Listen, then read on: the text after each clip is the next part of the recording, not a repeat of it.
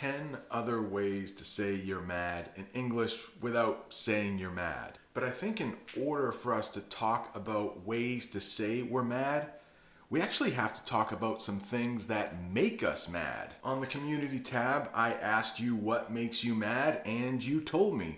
So throughout this lesson, you will see actual comments from community members. I wanted to make part of this video outside, but it's actually raining/snowing, which is unacceptable for the middle of April, and that is one thing that actually makes me quite mad. But that's not what I want to talk about right now.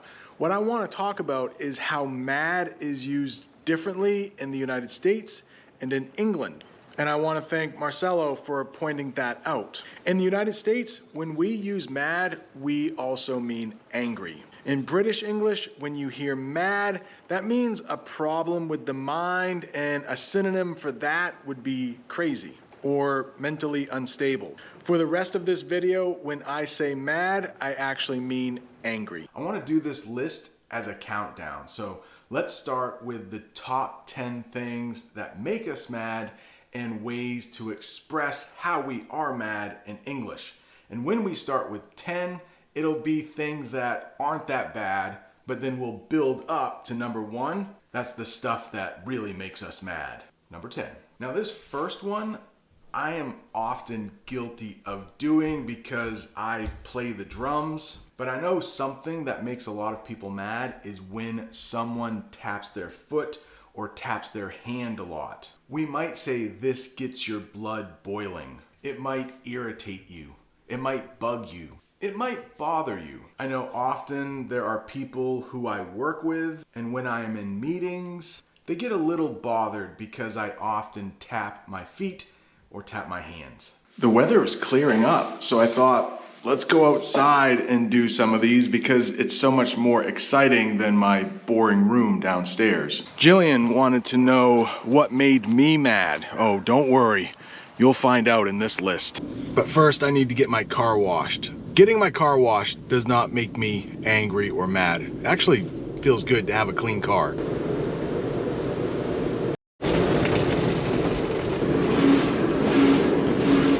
Gas prices always seem to be going up. That kind of makes me mad. So to talk about number 9, I thought I should come to the most famous restaurant in the world. McDonald's. And for number 9, I want to tell a little story. Jamie and I will often go out for a date night. We'll go to a nice restaurant, usually a little bit better than McDonald's. And oftentimes, for a romantic date, we'll leave our children at home. We love our children, but sometimes we like to get away for a little while. And when we go to this romantic restaurant, we are often seated next to a crying baby. I love babies, I really do, but I don't like it when they cry, and I don't like it on a date night. We could say that baby is mad, and that baby is throwing a hissy fit. And when I hear that baby crying a lot, I could say it drives me crazy. This often happens when I fly and I have to get a seat on a plane. I am often seated next to a crying baby, and I have to hear that baby throw a hissy fit for the next couple hours. Kind of drives me crazy. For number 8, I decided to come to the river. It's actually quite beautiful and doesn't make me mad at all. In fact, it does the opposite. It kind of keeps me calm.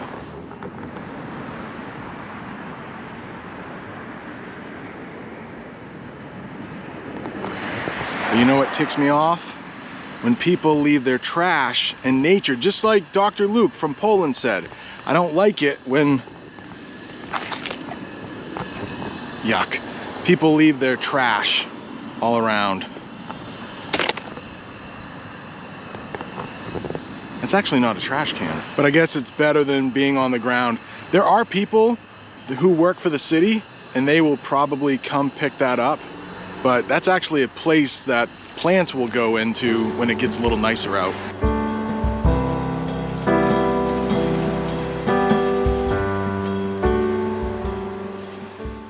We're back home for number 7 because number 7 often happens at home. But before we get to number 7, if you are learning any English at all from this video, you mind hitting that like button and subscribing if you haven't subscribed yet. Number 7 often happens in the morning. I'm going to the cupboard and getting my cereal. I'm going to the other cupboard and getting my bowl. And then I go to the fridge and there's no milk. Guess what? Somebody in my family, probably one of my children, I do love them, but it's probably one of my children, has drank all of the milk and didn't tell anybody. I was just at the store yesterday. I could have gotten some milk. Now I can't have my cereal. If I was really mad, I might say I jumped down their throat. We often say jump down their throat when we're really mad. He was so mad at me, he jumped down my throat. And also paper towels. We have a paper towel roll, and right by the paper towel roll is a cupboard full of paper towels. Often people will take the last paper towel and not replace the paper towel roll. I don't jump down their throat when they do it, but sometimes I want to. I was driving around looking for cool places to visit when I saw this enormous pile of dirt and thought, has there ever been an English lesson taught from the top of a giant pile of dirt? I don't think so. So let's do it. Just not sure how I'm gonna get up there exactly. Hopefully it's not too muddy.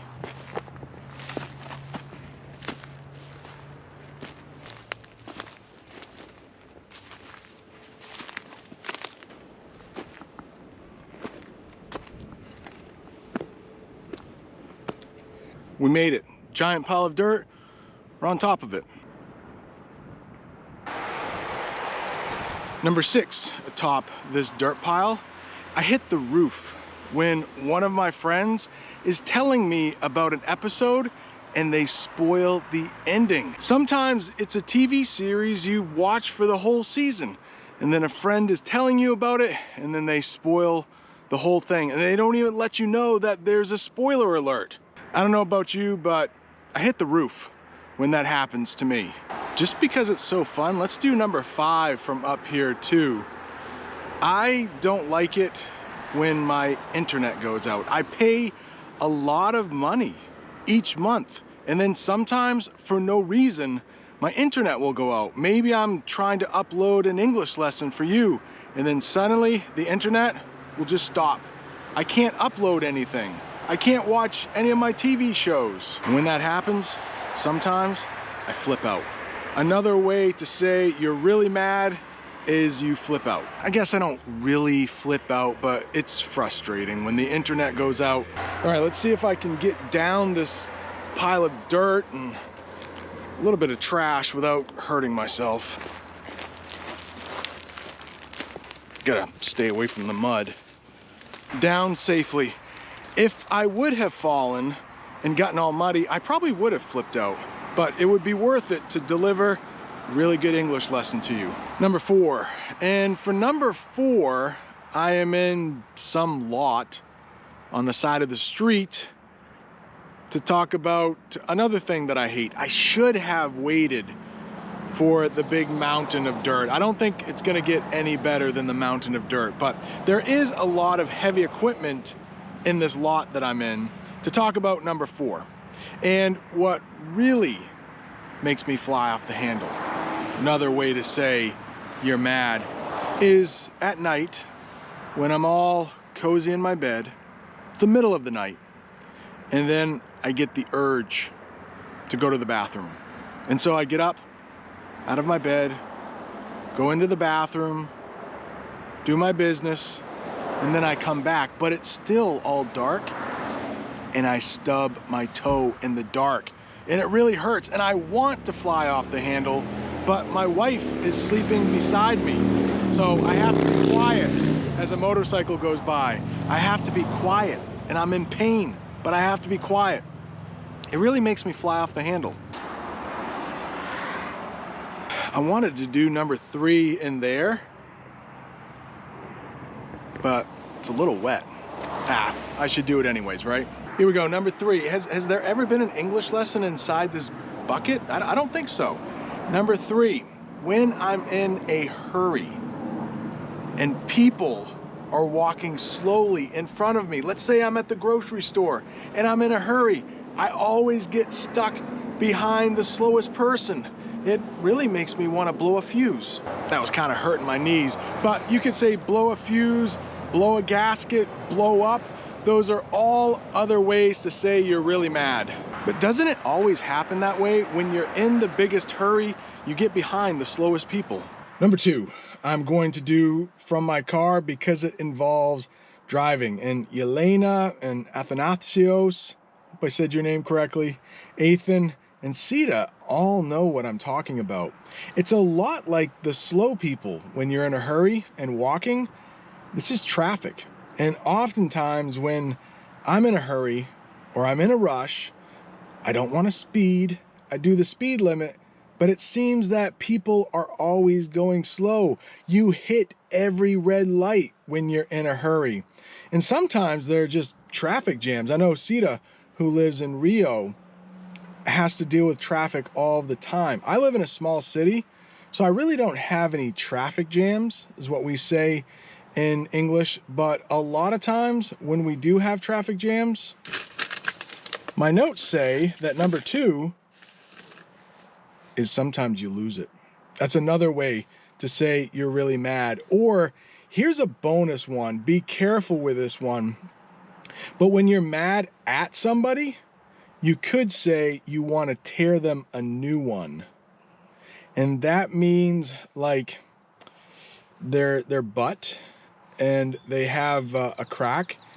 And basically it means you want to tear them a new butthole. So be careful who you say that around.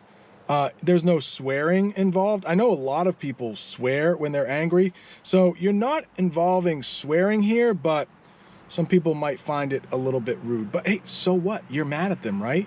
Just tell them, hey, I'm so mad, I want to tear you a new one. All right, not as cool as a big pile of dirt, but we have some flowers here. It's rare for this time of year to see such beautiful flowers. Number 1, I'm going to do this lesson next to some beautiful flowers.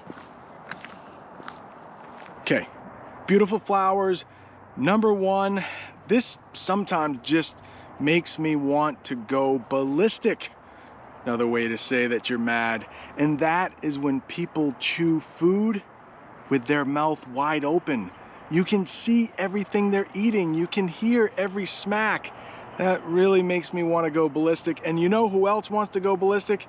Is Maz. He lives in Australia, but he's from Iran. Go ballistic.